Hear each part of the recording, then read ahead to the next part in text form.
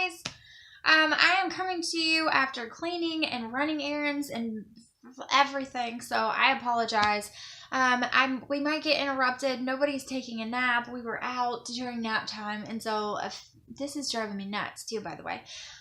So a 20-minute nap is apparently the only nap we're going to get all day. So with that being said, I just want to kind of hurry in a timely manner, but I still wanted to get on here and give you the word for the weekend.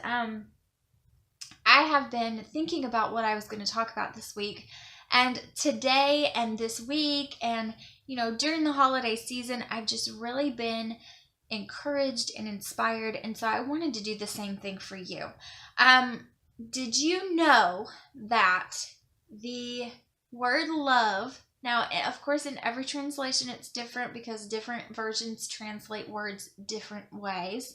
But in the NIV version, which is the New International Version, the word love is used 551 times. Did you know that? Isn't that nuts? 551 times the word love is used. You see, God is love. When it talks about the fruits of the Spirit, it names every single fruit, and it says, but the greatest of these is love. Love one another, as I have loved you. Love your wife as I have loved the church. There's just love, love, love, love, love. And when it boils down to it, with those three words, God is love, no wonder it's mentioned so many times. He's telling us to be like Christ. We must be love-minded. We must love others, love one another. And the reason why I wanted to talk about this is because we hear so much negative. There's so many negative things on the news, so many negative things on social media, so much negative, and we're bombarded with it every single day. And about people being hateful to each other, people being racist, people being prejudiced against one another, racial profiling, all of these different stereotypes that people put on one another for no reason at all, just because they feel like it. People picking on one another, whether it's kids, whether it's grown people killing each other for no reason. We're bombarded with all of these negative things every single day. And especially during this holiday season, it's really important for you to look for the positive things. So many times as Christians, we can look all around us at all of these negative things, and we're just being hit with them one after another. And we forget what we're really supposed to be looking at the world and what perspective we're supposed to be looking at it through. It's a godly perspective. It is sharing Jesus's love to one another, sharing the love of Jesus to others so that they want to become a part of it as well. And that makes them better people, which makes someone else a better person and someone else.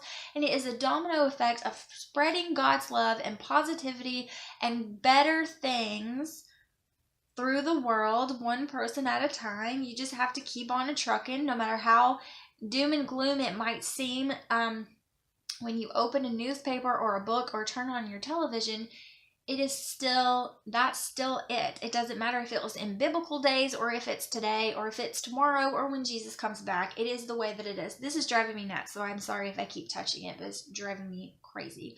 And that's just the way it is. So it is our job to spread God's love, to spread his love to each other and to other people so that we can show them Christ through ourselves by the kindness and love that we show them, through everyday acts, through our attitude, through the different actions that we make on a day-to-day basis.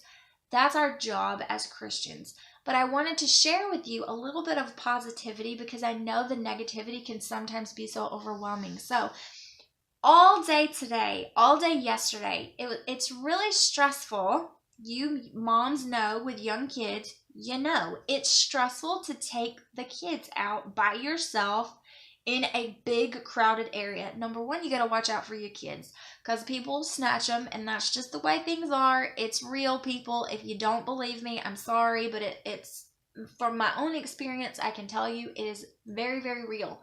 You got to watch out for that. You have to watch out for your kids being grumpy, and you always seem to go out during nap time because that's the prime time to shop, so they're always grumpy. And you're trying to keep them from running off, you're trying to keep them contained, they're mad about being contained. It's just difficult. Okay, it's hard enough going shopping in a very congested area by yourself, much less when you're getting kids to come along with you. So it can be very difficult, and it's very stressful. So I'm like, oh, and all of these things are going on. We went to the mall yesterday. It was a mistake. Never again will I take them by myself in that big of a mall. Never again. Today we've went to the Dollar Trees. We've went to Walmart in the thick of Christmas shopping, grocery shopping. We've been around because that's just the way it is, and you gotta shop. So anyway, I say all of that to say that with all of this negative going around, you guys, I know I live in the South and there's a lot of polite, and we try to be polite. There's a reason the stereotype exists. We do try to be polite in the South, but it's not just the South, it's everywhere, people everywhere. There's good and bad and everywhere in between, but people have been so nice to me and my babies.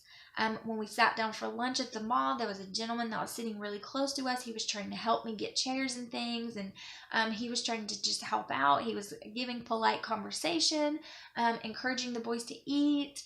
Then when we were in a really crowded area trying to shop, there was 4 different ladies in one store that were saying, "Can I just help you in any way? I mean, is there anything I can do? You have your hands so full." I mean, it was Bath and Body Works. Killian was trying to dump out all of the soaps onto the floor and make a domino effect of all of those little neat little rows they have of all the tiny little soaps and antibacterial hand gels, trying to knock them all off the shelves. It's so crowded in there. We have this big old car buggy from the mall that I had to rent, and we're barely getting through the aisles as it is, and he's reaching and grabbing for everything. He's crying because he wants to get out, and I'm trying to do my shopping. There were people asking if they could help. They weren't being rude. They weren't saying you're bothering me or you're bothering everyone in the whole dang store. They might have been thinking that, but really they were genuinely just saying, "Can I lend you a hand? Can I help you?" There was a man today at Walmart when I was loading all of these groceries up in the buggy. Oh my gosh, he was like, "Can I just go get you another cart? Do you need another cart? Are you going to be able to fit all of this in here?" I was like, "I don't even think I can push 2 carts." It was one of the big Mama Jamma carts with the 2-seater and behind you, and you can push the 2-seater, and then it has the regular buggy connected to it, like the long, like limousine buggy. Yeah, it was one of those. I was trying to fill it to the brim with all the groceries we're going to need for a little while. And I'm by myself. My husband works all the time, so I am by myself a lot. But these people were just, I don't know these people. I've never met them before in my life, and they're just trying to help. There was a Facebook video that I just happened across. Somebody shared it on Facebook video. It was a lady that worked at a Dollar Tree. I can't remember what state she worked in. It wasn't my state, but she worked in a state, I really want to say it was a Texas state, but it was a Texas store, but I'm not positive. But it was somewhere around there.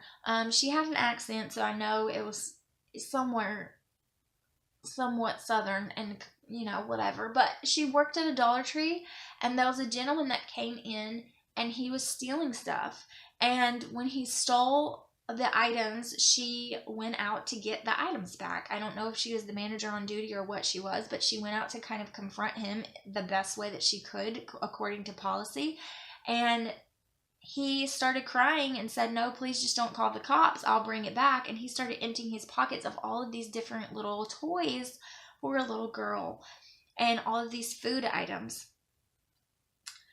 It's really sad. I'm going to cry about it because sadness in children, I will cry every time. But he didn't have money to buy his baby Christmas, and I might cry.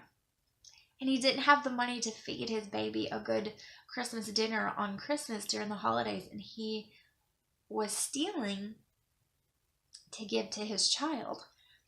And she was crying during the video too, and of course it made me cry. I'm about to cry right now, but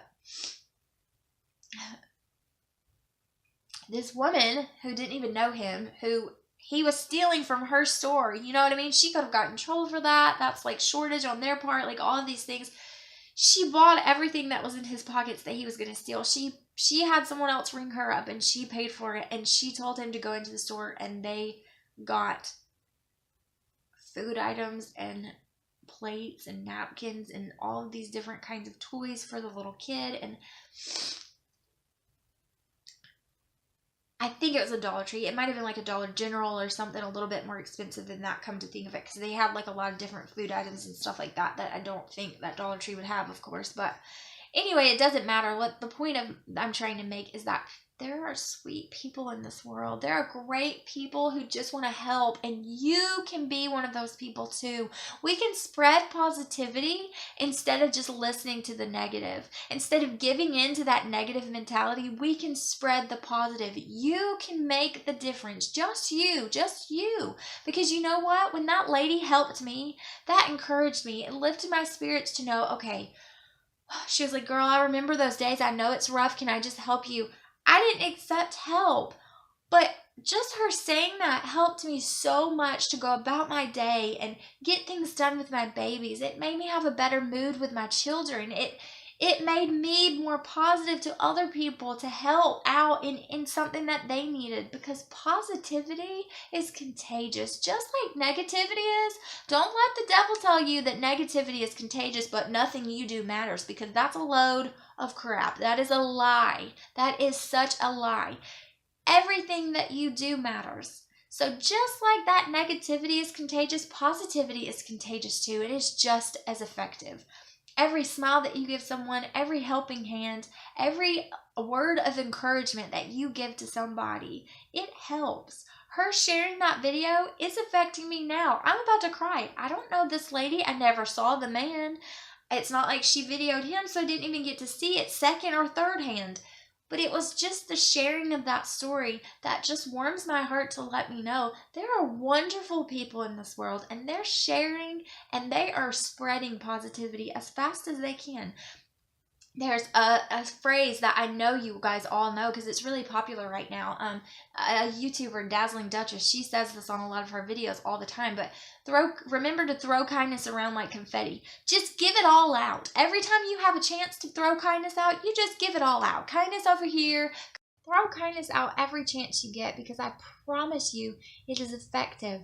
And just like other people are spreading negative things, you can spread positivity and kindness, and we can love one another. And that love, it will spread.